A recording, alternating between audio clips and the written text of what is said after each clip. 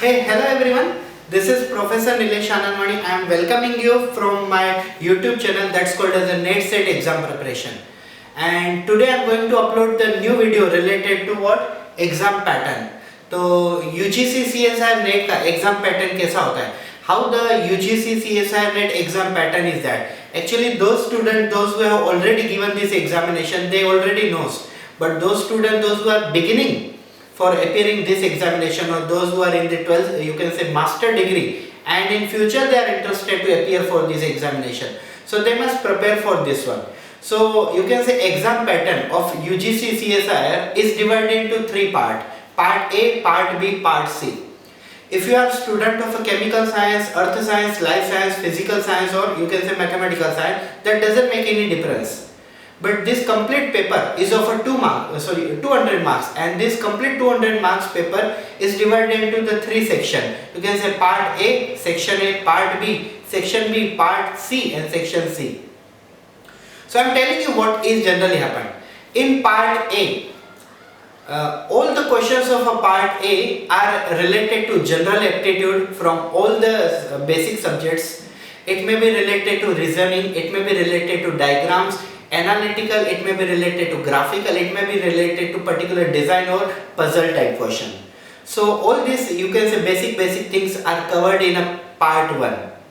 In part 2, part 2 questions are related to our subject study, and you must know the detail and you can say depth of this, you can say, subject. Like a particular person have a chemical science subject, so his chemical related to the organic, inorganic and physical. Every part where there is a chemistry is available, his chemistry doubt must be very clear. So it is related to part B, and part C is also related to our subject. But in part C, you don't require only the clearance of a concept, you also require in proper reasoning and proper detailed depth. You must know everything where there is a why question is there, where there is a why tag is there, like why this happens. And if these things happen, then what happens in future? I'll give you one common example. In case of you can say biological science, like our heart is beating due to the hormone called as adrenaline. So suppose question is there, in case if our heart if our body introduces 1 ml adrenaline from outside via injection, so what happen? What scenario happens to our heart? The number of 4 options used to come. So the part C carry knowledge depth behind the, you can say, basic headlines. In part C, the questions are coming directly line to line, but in part C, in part B, questions are coming from line to line, but in part C, questions are not coming line to line. You have to think beyond the syllabus, you have to think beyond the concept, you have to think beyond the theory and you can say principle.